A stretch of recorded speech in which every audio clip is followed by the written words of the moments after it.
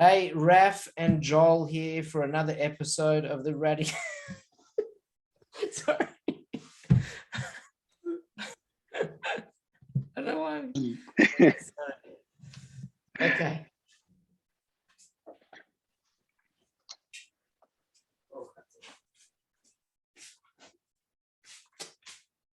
Silly. Okay, I've left that in here, by the way. Okay, you still recording? Yeah. Yeah, just keep recording. Okay. Hey, Raf and Joel here for another episode of the Radically Honest Marketing Show, where we try to share insights behind the scenes, anything, and just try to be as transparent and honest as possible with what goes on in the business or what we suggest to clients or what's going on in the industry in general, and tips and things like that. So today, a few points that we want to discuss are 3 things that you should or shouldn't do when you start a new Google Ads campaign, either for the first time or if you launch a new product or you go into a new region, location, things like that. So whether you're managing it yourself or whether you're partnering up with a digital agency like ourselves. So number 1, and Joel, by the way, if you've got any thoughts or feedback on this, let me know. Having, for your own businesses, run some advertising, Google Ads campaigns yourself. But number 1 is, this is so common, I think, with people or businesses who have never done any Google Ads or have been doing it for a while, and that is searching your own keywords or searching your brand and seeing if your ad shows up in Google search. There's this sort of... It's natural to want to do it, especially when you just launch a campaign. It seems to be human nature. You want to see, if you create a billboard on the street, you drive past it, you walk past it, you see it, okay? But in Google Ads, you don't see it unless you search for it. So the human instinct kicks in. Does my ad appear? Is everything working? So you'll search your brand name or you'll search the main keyword. Let's just say you're a lawyer in Melbourne, Australia. So you search lawyers Melbourne or business lawyers Melbourne, whatever it is my ad showing? So a few things to keep in mind when you do that.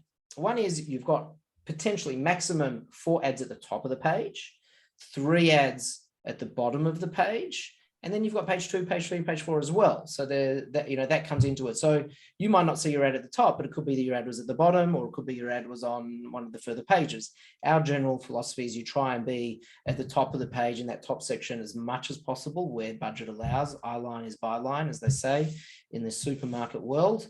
But the other factors that you need to think about when you're doing that is that Google is analyzing your online behavior, meaning it knows what pages you visit most. So if you visit your website quite a lot, if you're on it quite a lot, checking it, then Google knows you go to that site frequently. Therefore, that's one indicator that Google may say, well, we're not going to show the ad for that because you already go to that site quite a lot. Number 2, if you keep searching your brand or your products, and don't click on your ads, then Google uses that as an indicator. Well, this ad may not be relevant for this sort of search term. Therefore, we're going to show other people's ads instead of yours if you're not clicking them. And, also another part of human nature is clicking on your competitors' ads. So, maybe that'll be another topic, but, why, you probably shouldn't do that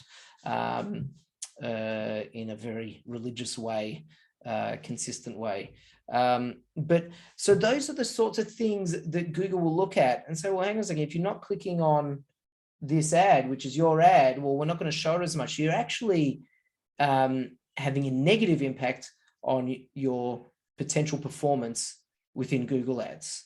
Does that make sense, Joel? Yeah, so kind of sending a message to Google that people are looking at your ad but not clicking, which means it's not having the desired effect, which reduces the quality, perhaps. Yeah, essentially. Right. And again, so because Google knows that, so there are other ways to go. If you are concerned about your ad not appearing, the best way to check is to actually log into your Google Ads accounts.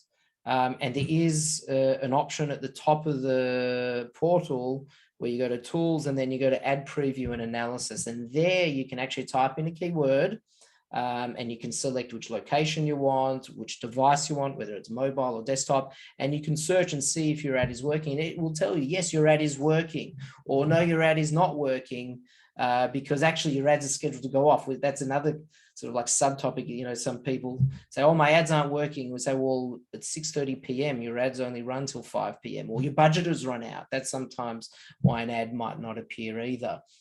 But you can log in and actually check to see, to preview whether your ads are working. That's the best way to go about it, because that way you're not affecting your statistics, your results. And also, if you do that frequently, then that also affects the person who's analyzing the results. They're going to look and say, oh, well, this ad, if this was the ad that was getting shown a lot, gets a lot of impressions, but not a lot of clicks. So we might pause that ad or change the ad, but it might be unnecessary because really it's been diluted or affected by frequent searching. So that's tip number one when you're starting a new campaign or doing Google Ads for the first time. Number two. What else? Yeah. What else should we keep in mind? Is time. Is allow the new campaign or the new strategy some time to get some data and to get the ball rolling, so to speak. You know, one of the constants in digital marketing is that there's always going to be change. So there's changes in different strategies, changes in different types of campaigns you can set up. That Google's changing all the time. So we tested out a new type of campaign structure called Performance Max, which uses a lot of machine learning and different types of ad assets. Sorry? AI capability. Yeah, a lot of AI. I mean, Google's very AI crazy at the moment. And it is getting better and it's learning faster. It uses different ad assets. Instead of just a search ad, it'll do search, YouTube, display, dynamic search ads, Gmail. It's going to use different ad assets to try, because at the end of the day, people are making decisions not just based on one search, one click, and then buy. That's rare. A lot of us are having multiple touch points, reading an article, speaking to a friend, Googling it, all, even up to probably, depending on the type of decision, hundreds of touch points. So we tested out this new Performance Max campaign for a client. And the first couple of weeks went amazingly. It was really good. And then we made some changes, which we felt that were in the best interest of the company, negative keywords and things like that. And then conversions flatlined for a couple of weeks. And we thought, oh, this is not a good campaign structure. However, we gave it time because we knew that there was a lot of AI, a lot of machine learning involved in this type of campaign. And after a couple of weeks, 2 or 3 weeks, that's when conversions started to pick up again. So the machine was learning, okay, after you made that change, it took it a couple of weeks to learn how to find the good opportunities again for that type of campaign. Yep. So that's the thing, is you need to allow time. And now it's actually, we haven't made another change since things picked up, and things are going really, really well for that, to the point that, we're going to actually start rolling it out for a lot more of our accounts that we manage. And again, it's a very new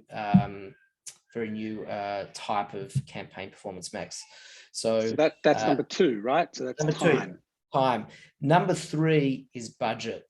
And before I talk about budget, well, actually, no, I'll just say that basically the approach of, oh, I'll just dip my toe in the water and see how it goes, generally doesn't work in Google Ads or paid ads probably for any channel. Because if you're not giving the campaign enough budget to get enough people clicking on the ad and going to your site, well, you're not going to have enough sample data to work out whether this is the right approach or not.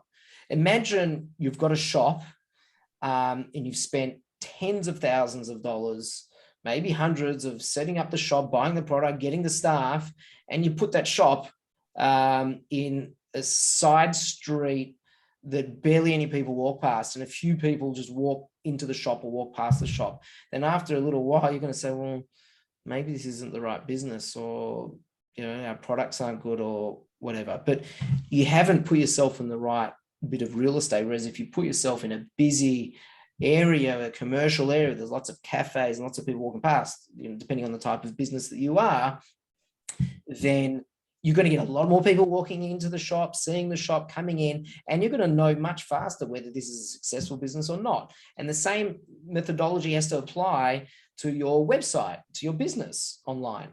Because at the end of the day, Google is a bit of real estate, it's digital real estate, and your ad takes up a bit of that real estate on page 1 of the search results. And so you want to give yourself enough budget to get enough traffic coming through to your site so that you can actually see, is it working, is it not working? And the faster the data comes through, the faster that you can make changes, or the agency managing it for you can make changes, say, okay, well, this part of the campaign works, let's double down on that. This part of the campaign doesn't work, that's a waste of money, let's pause that. So you need to give yourself enough budget. And the good thing is that if you're starting a new Google Ads account, Google has increased as of Feb 2022, they've increased the amount of ad credit that you can get up to $600. Used to be $150. Now they match your ad budget up to $600, which is great. And then, they're acknowledging that it does take a bit of time, like I said before, but also budget. It is a cost per click campaign. But you want to give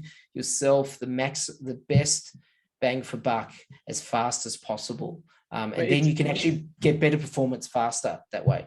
If you think about it from, we sometimes try and think of things from a scientific perspective, right? If you're conducting a scientific study and your sample size is very small, the results are not meaningful. They're not what's called statistically significant, and therefore you can't actually draw conclusions from it.